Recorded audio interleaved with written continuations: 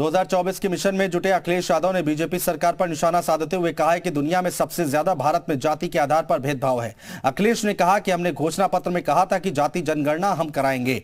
आगे जब भी हमारी सरकार आएगी तो हम जाति जनगणना जरूर कराएंगे।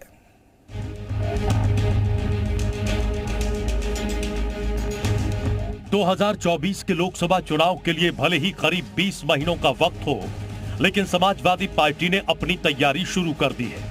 ऐसा लग रहा है मानो अखिलेश यादव मिशन मोड में आ चुके हैं। सहयोगियों के साथ छोड़ने और शिवपाल के बगावती तेवरों के बाद अखिलेश ने अपनी सियासी चाल बदल दी है। वो पहली बार बिना चुनाव के 3 दिनों तक लखनऊ से बाहर यूपी के दूसरे जिलों का दौरा करते रहे।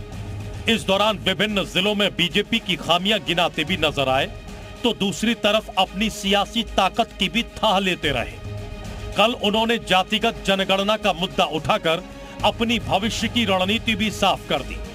लखनऊ में भागीदार का संघर्ष पुस्तक का विमोचन करते हुए अखिलेश यादव ने कहा कि समाज में अभी भी दलित वंचितों के साथ भेदभाव किया जा रहा है और जब भी हमारी सरकार आएगी हम जातिगत जनगणना जरूर करवाएंगे। भारत में ही जितना भेदभाव देखने को मिला शायद दुनिया में कहीं नहीं दिखता है, और वो भी एक दूसरे से जात के आधार पर। हो सकता है भेदभाव किसी और रूप में हो दुनिया में, लेकिन जात के आधार पर भेदभाव नहीं हो सकता। अखिलेश के इस बयान के बाद सियासी पारा उबाल पर है। बीजेपी ने इस बयान को लेकर अखिलेश यादव पर निशाना साधा।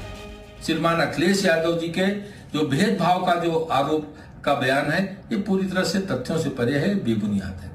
और जहां तक जातीय जनगणना का प्रश्न है, यह केंद्र सरकार के विचाराधीन है, व्यापक विमर्श का विषय है। जब केंद्र सरकार इस पर निर्णय लेगी तो वह सभी को के सामने आएगा। सियासी पंडितों की माने तो जातिगत जनगणना का मुद्दा उठाकर अखिलेश 2024 में बड़ा खेल करना चाहते हैं और वो बीजेपी के गैर यादव वोट बैंक में सेंध लगाने की कोशिशों में लगे हैं।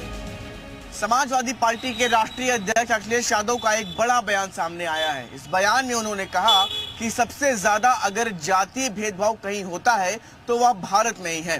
ऐसे में अगर उनकी सरकार उत्तर प्रदेश में आती है तो वो जाति जनगणना सबसे पहले कराएंगे। 2022 विधानसभा चुनाव में हार के बाद अखिलेश नए वर्जन में दिख रहे हैं, लेकिन लगातार हार के बाद पार्टी के गिरते मनोबल का इलाज वो कैसे करेंगे, यही सवाल सबसे बड़ा है। ब्यूरो रिपोर्ट, जी मीडिया।